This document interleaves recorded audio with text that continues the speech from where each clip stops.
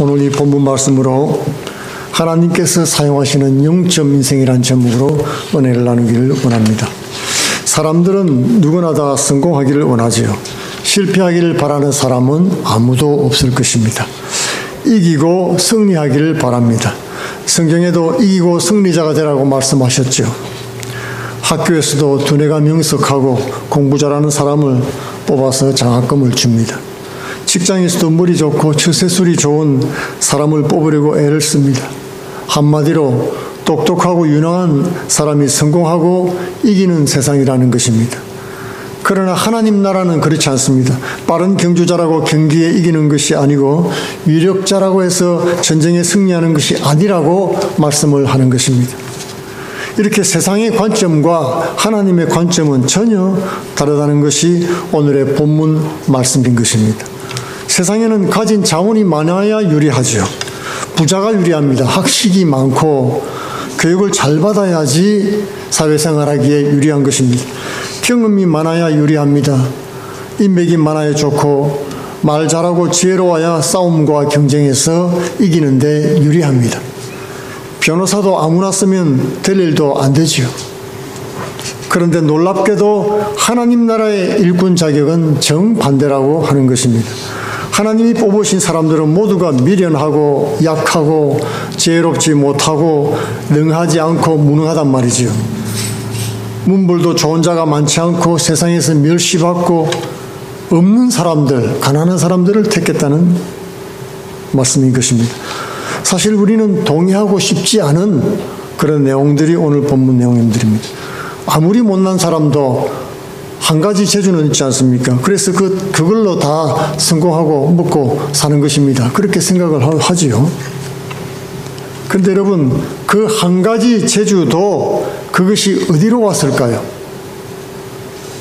그 한 가지 재주도 바로 하나님께서 주셔서 우리가 누리고 있다는 사실을 잊어버리기 쉬운 것입니다. 많은 경우 사람들은 그 한 가지 재주를 원래 내가 가진 것, 나면서부터 내가 가진 것이라고 생각하고 자기 자신을 자랑하면서 살아가는 것입니다. 그러나 그리스도 안에서 바닥을 경험한 사람은 다르다는 것이죠. 하나님 손에 붙들려 사용되는 일꾼들은 모두가 다 바닥을 경험했다는 특징이 있습니다. 그리고 그 바닥에서 하나님을 만나고 세움을 입은 것입니다. 그래서 그 누구도 자랑할 수가 없습니다. 하나님께 영광을 돌리고 주의 이름만 높이게 되는 것입니다. 이것은 하나님이 일하시는 독특한 방식입니다.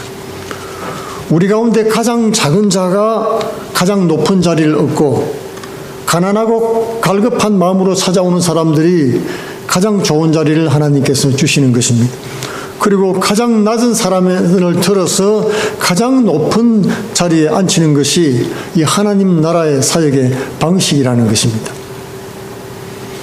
하나님이 계신 것을 인정조차 하지 않는 그런 사람들을 사랑하려고 하나님은 독생자 예수를 이 땅에 보내신 것입니다. 그것이 바로 하나님의 방식입니다. 시편 14편 1절에는 어리석은 자는 말하기를 하나님이 없다 하도다. 그런데 그것보다 더 바보가 있습니다. 더 바보는 하나님이 있다고 말하면서도 하나님 도움이 필요 없는 것처럼 살아가는 사람들인 것입니다. 예수님 당시에 예수님과 논쟁을 벌이고 대적했던 사람들, 바리새인, 사두개인 같은 그런 종교 지도자들이었죠.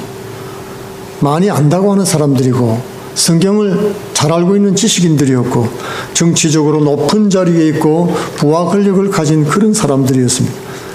이런 사람들이 영적으로는 예수님이 하나님의 아들인 것을 알아보지 못했던 것입니다. 안다고 했지만은 몰랐고 본다고 했는데 눈뜬 장님이었습니다. 대부분 사람들은 개인적으로 인생의 바닥을 경험하면서 비로소 영적인 눈이 띄고 신앙 인격이 성숙되는 것을 볼 수가 있습니다. 잘 나갈 때는 몰라요. 인간적인 눈으로 보고 판단하기 때문에 하나님을 발견하기가 힘든 것입니다. 일본에서 원자폭탄이 떨어질 때 그 떨어진 지점을 가리켜서 그라운드 제로라고 과학자들이 불렀습니다. 왜냐하면 그곳에는 모든 것을 다 태우고 녹이고 날려버렸기 때문입니다. 아주 격렬한 변화가 일어났던 장소죠. 그리고 아무것도 남아있지 않았습니다. 그 그라운드 제로가 바로 인생의 바닥 경험인 것입니다. 내가 이전에 가졌던 지식이나 지혜, 능력과 백그라운드나 학벌, 믿고 의지하는 내세울 만한 그 모두가 다 무너지고 날아가 버리고 폭망해 버린 것입니다. 그리고 내 것이라고는 아무것도 남아있지 않을 때 바로 그 낮은 자리에서 주님을 만나는데 그곳이 바로 그라운드 제로죠. 주님은 그곳에서 우리를 일꾼으로 불러주시는 것입니다. 한마디로 영적 인생입니다. 제로입니다.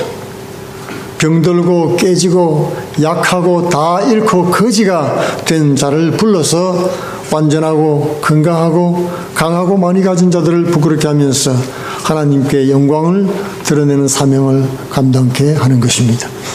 우리가 원하든지 원하지 않든지 하나님은 그렇게 하십니다. 우리 인생을 돌아보면 알 수가 있습니다. 그러므로 일꾼들의 자격 첫 번째는 무엇이 될까요? 훌륭한 일꾼 첫 번째 자격, 바로 그리스도와 함께 십자가에서 죽는 것입니다. 다 버리고 그라운드 제로로 가서 바닥을 치는 것입니다. 그곳이 바로 하나님의 사역이 시작되는 곳입니다. 하나님은 사람들을 어리석고 약하고 수치스럽고 무능한 가운데 떨어뜨린 다음에 그 다음에 들어서 사용을 하신다는 것입니다. 내가 약할수록 더 강하게 쓰임을 받습니다. 이것을 영어로 conversion이라고 하는데요. 반전, 그런 말로 사용합니다. 이 똑같은 단어 conversion이란 종교에 사용하는 말이죠. 신앙에서는 개종 그렇게 부릅니다. 완전히 인생이 뒤집히는 그런 놀라운 순간을 경험하는 것이죠. 사울은 스데반 집사를 죽이는 자리도 서슴지 않았던 유대교의 광신도였습니다. 그가 기독교인들을 잡아 감옥에 넣으려고 다마스커스로 의기양양해 가다가 하늘에서 빛이 비치고 말에서 떨어지고 말았죠. 그리고 눈이 멀었습니다. 땅바닥에 엎어져서 낮은 곳에 떨어졌습니다. 그리고 그곳에서 예수님을 만나고 그 자리에서 높으신 부르심을 받고 사도가 됐던 것입니다. 그것이 바로 인생의 0점 순간입니다. 제로 순간인 것입니다. 모든 것이 제로가 되고 과거에 인결된 그 모든 것이 다 끊어져 나가는 그런 변화된 순간이었던 것입니다. 그것이 없이는 아무도 주의 사명을 감당할 수가 없습니다. 자기 것을 가지고 하나님을 도왔다고 자랑이나 하는 그런 바리새인이 될 수밖에 없기 때문에 그런 것입니다. 만약에 내가 가진 자본으로 하나님을 도운 것을 내 공로라고 생각을 하면 그 사람은 하나님으로부터 지원을 더 이상 받을 수 없기 때문에 그렇습니다. 이 지원이라고 하는 것은 여러분, 있는 자가 없는 자에게 혜택을 주는 거예요. 그게 지원이에요. 그렇지 않습니까? 그러니까 없어야 받는 것이 지원인 것입니다. 그 내가 있다고 자랑을 하면서 자기 돈으로 일하고 자기 자랑하고 자기 받을 상 다 받아간 사람은 그 하나님이 도와주실 것도 없는 것입니다. 그리고 하나님이 주실 상도 안 받겠다고 거절한 거나 마찬가지예요. 그러므로 하나님 나라에서는 내가 주인 되는 것이 아닙니다. 모두 다 받아서 섬기는 사람들인 것입니다. 이 모세는 이집트 왕가에서 자랐죠. 왕자로 교육받고 훈련받았습니다. 모든 면에서 이집트 사회에서 최고가 됐습니다. 그러나 하나님 나라에서는 그것이 아무 도움도 안 됐다는 것입니다. 모세는 성경에 보면 말에 능한 사람이었다고 기록하고 있죠.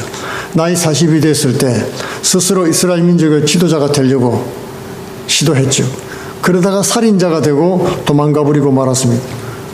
그리고 40년이 흐른 후에 나중에 80세가 됐을 때 아주 약하고 무능한 말더듬이가 되고 말았습니다. 광야 40년 동안 푹 썩었던 것입니다. 하나님은 세상적인 달변가를 쓰지 않고 영적인 말더듬이를 불러 쓰신 것을 볼 수가 있죠. 하나님이 모세를 지도자로 불렀을 때 모세는 하나님께 이렇게 말합니다. 하나님, 나는 말을 잘 못합니다. 성경에 막 그대로 하면 나는 말을 더듬습니다. 하나님, 어떻게 많은 사람들 앞에 쓸 수 있겠습니까? 그렇게 고백했던 것입니다. 우리가 하나님 주의 나라가 임하여 주옵소서라고 기도할 때 먼저 우리는 내 나라가 사라지게 해달라고 기도해야 되는 것입니다. 내 나라가 내 속에 굳게 서 있을 때는 주의 나라 천국은 절대로 임할 수가 없습니다. 내 나라가 바닥을 치고 제로가 될 때 비로소 하나님 나라는 온전히 100% 임할 수가 있는 것입니다. 그럴 때 무슨 일이든지 그것은 온전한 하나님 일이 되는 것입니다. 내 것을 섞으면 섞을수록 하나님의 영광은 갉아먹게 되고 희석되고 마는 것입니다. 하나님이 부를 만한 사람을 부르고 쓸 만한 사람을 쓰고 할 만한 사람을 하게 하면은 하나님 영광은 안 나타나는 것입니다. 자기가 했다고 다 주장할 것이기 때문에 그렇습니다. 로마서 4장 17에는 그래서 하나님은 죽은 자를 살리시며 없는 것을 있는 것 같이 부르시느니라고 말씀을 하는 것입니다. 많이 있는 데서 조금 달라고 하신 것이 아니라는 것이죠. 하나님은 영적 인생들을 사용하셨다는 말씀인 것입니다. 아무것도 없는, 어쩔 수 없는 불가능한 사람들을 가능하게 만드셨습니다. 메시아를 보낼 때도 그렇지 않습니까? 사라, 리브가, 라헬 다 어떤 여자들입니까? 불임하는 여자들이에요. 애 못 낳는 여자들입니다. 잉태하지 못하는 여자들의 자궁을 기적적으로 열어서 보내주셨던 것입니다. 심지어는 여리고성의 창녀 라합의 태를 열어서 메시아 혈통을 이어가게 해주셨습니다. 이런 영적 인생들을 하나님은 위대한 인생으로 변화시킨 것입니다. 여러분, 예수님 12제자를 봐도 그렇죠. 이 12제자는 그 이력서를 다 합해봐도 그 당시 바리새인 한 사람보다 못합니다. 세상 사람이 볼 때는 이 제자들은 그래 봐야 아무것도 아닌 사람들인 거예요. 제로 인생입니다. 하나님은 우리가 단순하게 어린아이같이 믿음으로 나오기를 원하시는 것입니다. 뭐 많이 가지고 나오기를 원치 않으신다는 거죠. 가진 것도 놓으라는 말씀입니다. 아무것도 없는 데서 차라리 뭔가를 해달라고 기도하기를 원하시는 것입니다. 그렇게 역사가 일어나야 아무도 내가 했다고 할 수가 없기 때문인 것입니다. 하나님은 사람을 사랑하시죠. 그리고 영광과 존귀를 입히시고 기뻐하셨습니다. 그것뿐만이 아닙니다, 여러분. 하나님은 사람의 사랑을 받기를 원하시고 영광과 존귀를 받으시기를 또한 기뻐하시는 것입니다. 이렇게 하나님은 사랑의 교제를 그 자녀와 나누기를 원하신다는 것입니다. 그러므로 하나님은 인간이 하나님 없이 독립선언하는 것을 제일 싫어하십니다. 우리가 어려움에 빠졌을 때, 어쩔 수 없는 곤란한 일을 당할 때, 그때가 바로 하나님께 영광이 되는 딱 좋은 시기인 것입니다. 내가 고통 가운데 피 흘리고 있을 때, 나의 모든 노력이 숲으로 돌아갔을 때, 그때가 하나님이 온전히 일하시고 드러내실 때라는 것입니다. 하나님은 그런 사람을 구원하기를 좋아하십니다. 나는 하나님 필요 없어요. 잘 살아갈 수 있어요. 그런 사람은 뭐 할 일이 있겠습니까? 나는 하나님 필요합니다. 절대로 주님 필요합니다 하는 사람을 구원하시는 것입니다. 그래야 하나님이 하셨다고 하나님이 고백하고 사람들이 고백할 거 아니겠습니까? 여러분, 남편과 아내가 서로 어려울 때, 어려운 지경에 처했을 때 서로 위해서 애쓰고 노력을 해서 문제를 해결합니다. 그러면 뭐라고 고백합니까? 나는 당신을 사랑해요. 당신이 최고야. 당신이 없으면 안 돼. 그런 고백을 하는 것입니다. 그런 고백을 듣고 주고받을 때 마음이 뿌듯하고 사랑이 넘치고 기쁨이 넘치게 되죠. 하나님은 그런 것을 원하신다는 것입니다. 그래서 불가능하고 어렵고 연약한 곳에 투자하기를 원하십니다. 그래서 사람들이 하나님이 하셨어요, 하나님 사랑해요 라는 고백을 듣기를 원하시는 것입니다. 예수님의 비유 가운데 달란트 비유가 있습니다. 그 달란트 비유도 사실은 마찬가지입니다. 거기에서 가장 관심을 받은 사람이 누구였죠? 가장 적게 받은, 한 달란트 받은 종이었습니다. 주인들이 종들에게 각각 5달란트, 2달란트, 1달란트를 주고 여행을 떠났습니다. 일을 맡겼죠. 주인이 돌아왔을 때 결산하자고 하자 5달란트 받은 사람은 5달란트 남기고 2달란트 받은 종도 2달란트 남겨서 주인에게 칭찬도 듣고 상도 받았습니다. 근데 마지막 1달란트 받은 종은 그대로 가지고 왔어요. 아무 일도 안 한 것입니다. 땅에 묻어뒀죠. 주인은 종을 쫓아내버렸습니다. 마태복음 25장 30절에는 무릇 있는 자는 받아 풍족하게 되고 없는 자는 그 있는 것까지 빼앗기리라. 이 무익한 종을 어두운 데로 내어 쫓으라. 거기서 슬피 울며 이를 갈미쓰리라. 이 1달란트 받은 종이 다른 사람보다 적게 받은 것, 모자라게 받은 것이 그것이 문제가 됐을까요? 자존심이 상했을까요? 왜 하늘은 내게 이것밖에 안 주었나?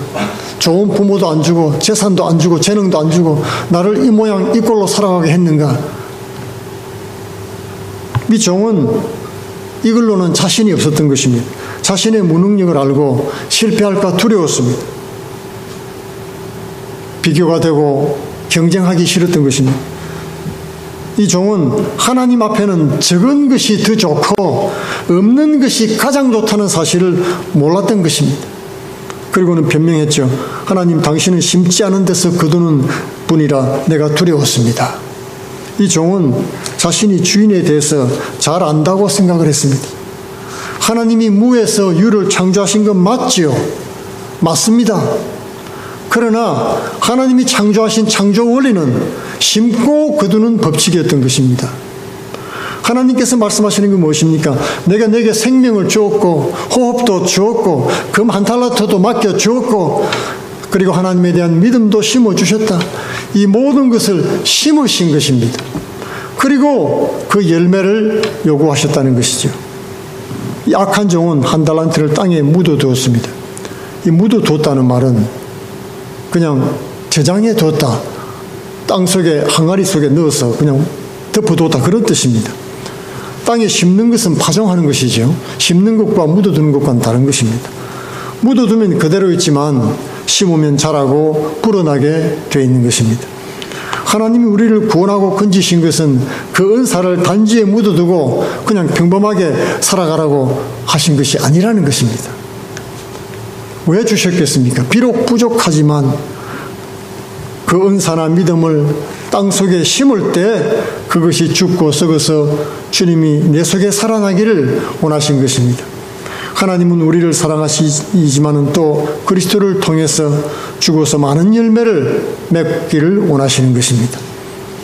하나님이 내게 주신 것이 아무리 적어도 땅에 묻어두지 말고 땅에 심어야 한다는 말씀입니다. 하나님은 적은 것을 더 귀하게 여기고 더 많이 역사하시기 때문에 그렇습니다. 고린도서 12장 9절에는 내 능력이 약한 데서 온전해짐이라고 말씀하고 있습니다. 자신이 약할 때 그리스도의 강한 능력과 은혜가 더 나타난다는 말씀이죠.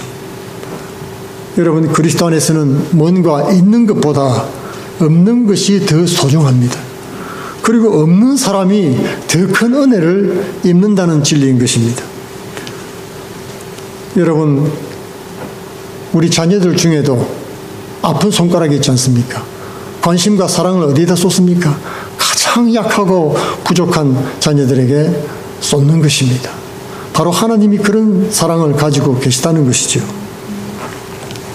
이 악한 종은 하나님이 역사하셔가지고 몇 배로 축복하실 기회를 묻어버리고 말았던 것입니다.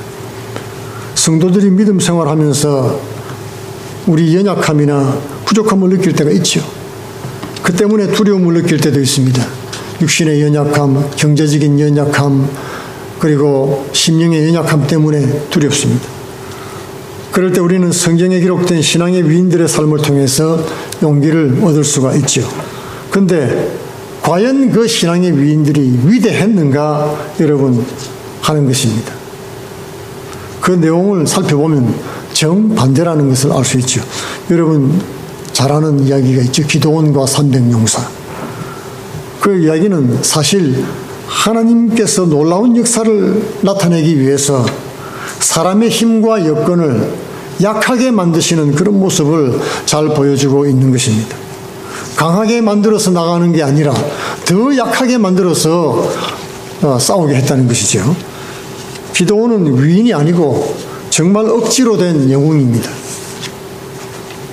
13만 5천의 대군이 침략해 왔을 때 그들을 막으라는 불가능한 임무를 부여받았던 것입니다. 13만 5천 불가능하죠. 천사를 보내서 큰 용사여 하면서 사명을 주니까 기드온이 뭐라고 했습니까? 아주 부르퉁하게 입이 부르터가지고 대답을 했습니다. 예, 하나님이 우리를 그렇게 위대하시고 우리를 그렇게 사랑하시다면 이 모든 나쁜 일들이 왜 우리에게 이렇게 일어난 것입니까? 그리고 오늘날은 왜 이렇게 기적을 보기가 힘이 듭니까? 하나님의 구원을 보기가 너무 힘듭니다. 비꼬는 말이죠. 그때 주님이 대답했습니다. 너는 내 힘을 의지하고 나가서 이스라엘을 미디안의 손에서 구원하라. 내가 너를 보낸 것이 아니냐. 오늘 이 기드온과 하나님의 대화에서 우리가 알 수 있는 사실이 한 가지가 있습니다. 이 기드온의 말에는 이 불평하는 뼈가 있는 말이잖아요. 그렇죠? 하나님이 있다면, 하나님이 사랑이라면, 하나님이 전능하시다면 왜 이런 일이 일어나냐는 겁니다. 일어날 일이 없다는 것이죠. 또 비록 뼈 있는 말이지만은 그 말 속에는 무엇이 있습니까? 하나님이 개입하시기를 간절히 원하는 마음이 숨어 있는 것입니다. 왜 이런 일이 일어나고 왜 하나님은 기적을 일으켜서 우리를 구원하지 않느냐 하는 그런 불평인 것입니다. 하나님이 개입하시면 될 거 아닙니까? 하는 그런 태도인 것입니다. 그때 하나님께서 그러면 내가 너를 보낼 테니까 너 힘으로 한번 이스라엘을 구원해 보아라. 그렇게 이해하자 갑자기 태도가 바뀌었죠.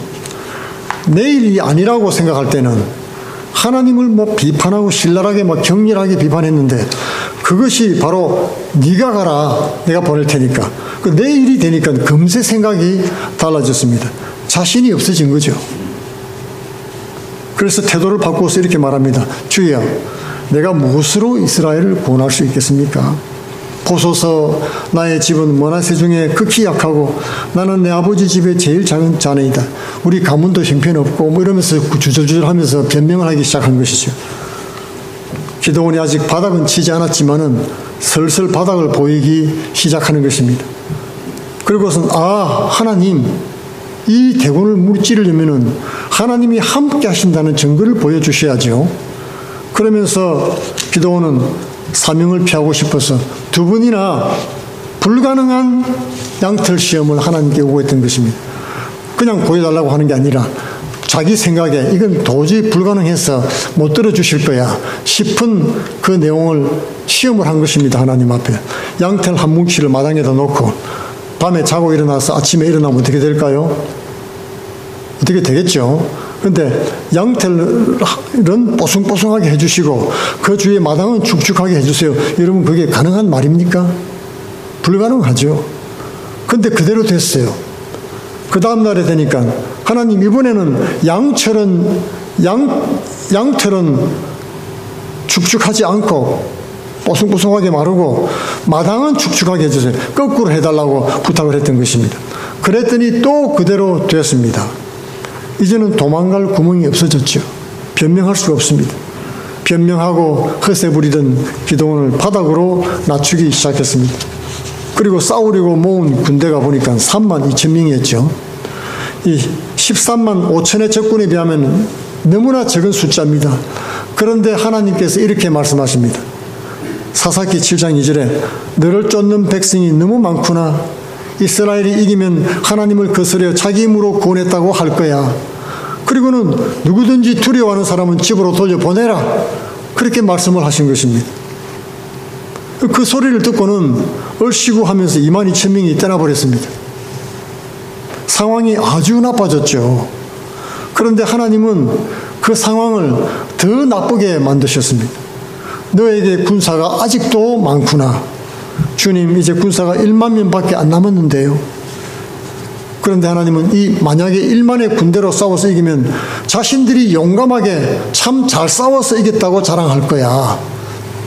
그러니 더 줄여라. 마지막 시험을 쳐가지고 1만 군대를 단 300명으로 줄여버리고 말았습니다. 그리고는 하나님께서 이제야 됐다.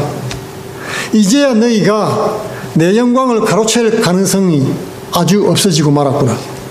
300대 14만 5천. 그것도 이 300명 병사들에게 각각 뿔나팔 하나하고 진흙 항아리 하나, 그리고 항아리 속에 감춘 횃불 하나만 가져가게 했던 것입니다. 그것이 하나님 군대의 무장이었습니다. 근데 그것은 예수 그리스도의 구원의 예표였죠. 성도가 세상에 나가 싸울 때 예수 그리스도의 구원의 뿔나팔을 부는 것입니다. 그리고 육신의 연약함을 상징하는 진흙 항아리를 깨뜨리는 그런 겸손한 주의 종이 되었을 때 그 사이로 그리스도의 빛이 흘러나와서 세상을 이기고 하나님 앞에 영광을 돌린다는 것입니다. 고린도후서 4장 6, 7절에는 어두운 데서 빛이 빛이라 하시던 그 하나님께서 예수 그리스도의 얼굴에 있는 하나님 영광을 아는 빛을 우리 마음에 비춰주셨느니라. 우리가 이 보배를 질그릇에 가졌으니 이는 능력이 심히 큰 것이 하나님께 있고 우리에게 있지 아니함을 알게 하려 함이라. 이것은 오늘날 우리 예배를 통해서 예수 그리스도의 구원 사역을 잘 보여주고 있습니다. 성도들이 하나님을 예배하기 위해서 모여서 목소리를 높이고 찬송을 하고 찬양을 무기로 찬양의 나팔을 하나님 앞에 크게 높여드릴 때, 그리고 우리 몸을 산제사로 깨뜨리고 하나님 앞에 드릴 때 대적을 무찌르고 땅을 취하게 되는 것입니다. 말씀의 교훈은 분명합니다. 하나님께서 맡기신 일이 무엇이든지 간에 그 일을 완수하려면 하나님의 능력과 기적이 필요하다는 것입니다. 만약 절대적인 하나님의 도우심과 개입이 필요 없으면 여러분 아마도 그 일은 하나님이 맡기신 일이 아닐 수가 있습니다. 하나님이 맡기신 일은 자기 힘으로 할 수 없는 것이란 얘기죠. 자기 힘으로 할 수 있다고 생각하는 사람은 먼저 낮추시기 때문에 그렇습니다. 하나님께서 어떤 일을 맡기려고 부르시면은 내 가진 것을 놓게 만드십니다. 버리게 하십니다.